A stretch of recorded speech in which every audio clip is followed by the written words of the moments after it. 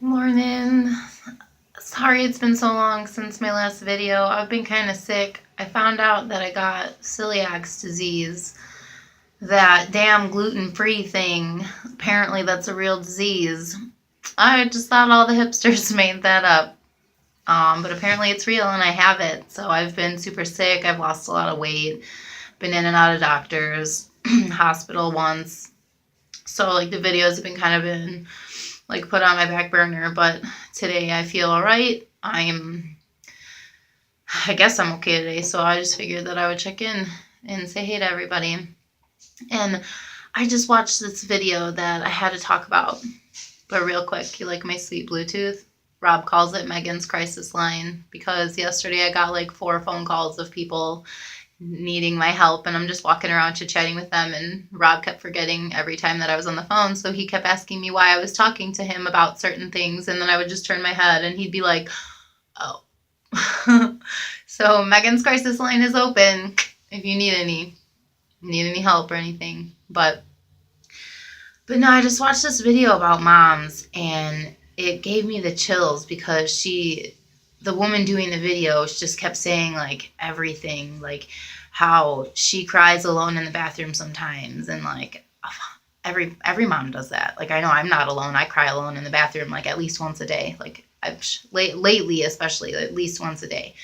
I've sneaking in the pantry and eating my little candy and like hope that they don't see me, and snuck that little midnight snack because I have no other time to eat because I'm so worried about doing the kids, doing the laundry, cleaning the house, doing the dishes, all this other stuff, to where like I forget to eat. I'm doing everything, and things just get so hectic, especially when you like are so focused on your kids, that like it's super refreshing to see these videos on Facebook or YouTube or whatever, and know that you're not alone, and know that like other moms are just as stressed out as you. And that's why I do these videos, like that's why I've done these videos, is to try to get that out and show people that like, hey, you're not alone. I go through this too.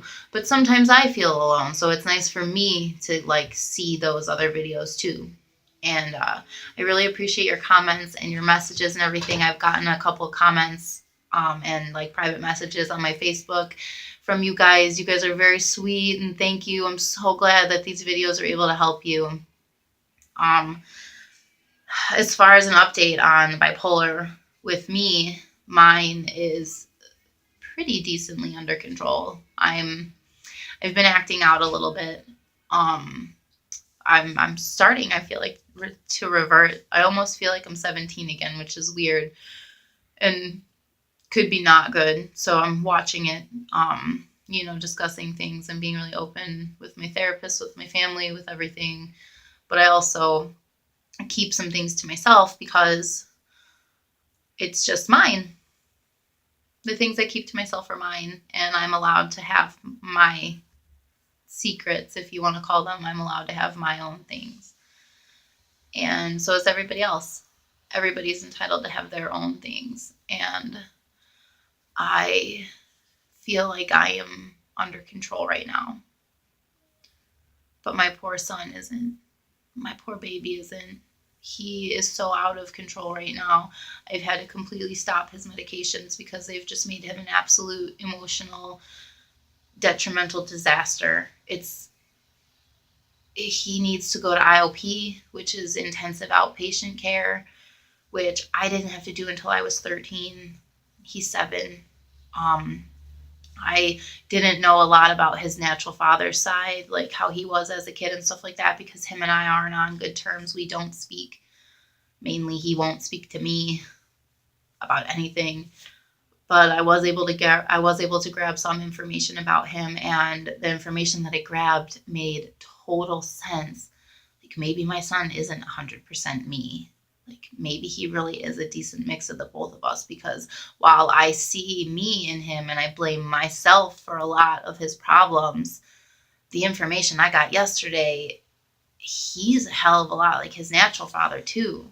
So if he's a decent mix of the both of us, I'm terrified. And I really don't know what to do anymore.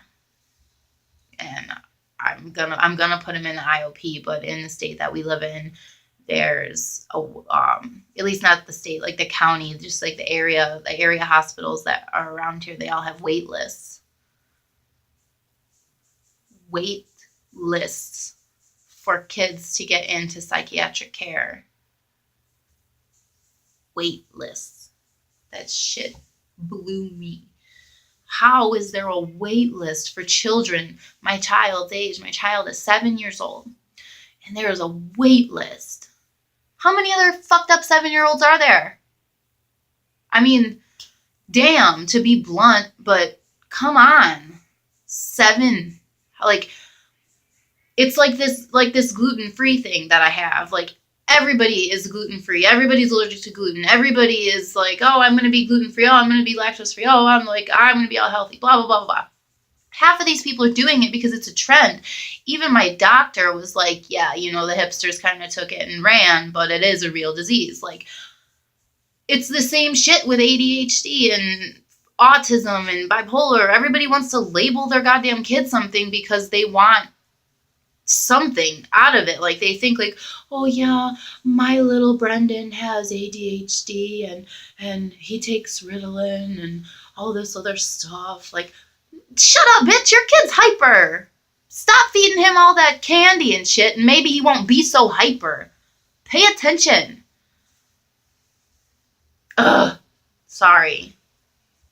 I had to get that out. That was so annoying when somebody said that to me. Brendan is not a real kid. He's a figurative name. But, like, my kid has real problems, okay? Like, back the fuck off with your too much candy, kid, okay? And then my mom had the audacity to tell me that I suffer from Munchausen's, and I'm trying to make my child as sick as I am because I felt like I wasn't saved. What? Okay. That was it for me. I had no clue what to say to that. Why on earth would I wish this on anyone, let alone my own child? But I guess that explains a lot from, like, where I come from. Gives you a little detail on where I come from. But I don't know. I'm hoping that we can get some answers soon and figure these things out quickly so that he stops suffering. He's got 2 more months left of school to get through, and then we're on to the summer. And then I'm hoping during the summer we can figure out something so that 2nd grade isn't as bad as 1st and kindergarten. But thanks for hanging in there, and I hope y'all see this video and, again, realize that you're not by yourself. We all suffer in our own little ways or big ways. But keep reaching out. Keep messaging me. Keep Megan's Crisis Line. Keep coming. Do it. I'm here to listen. Even if it's only for a minute. Even if it's just a bitch, just to complain.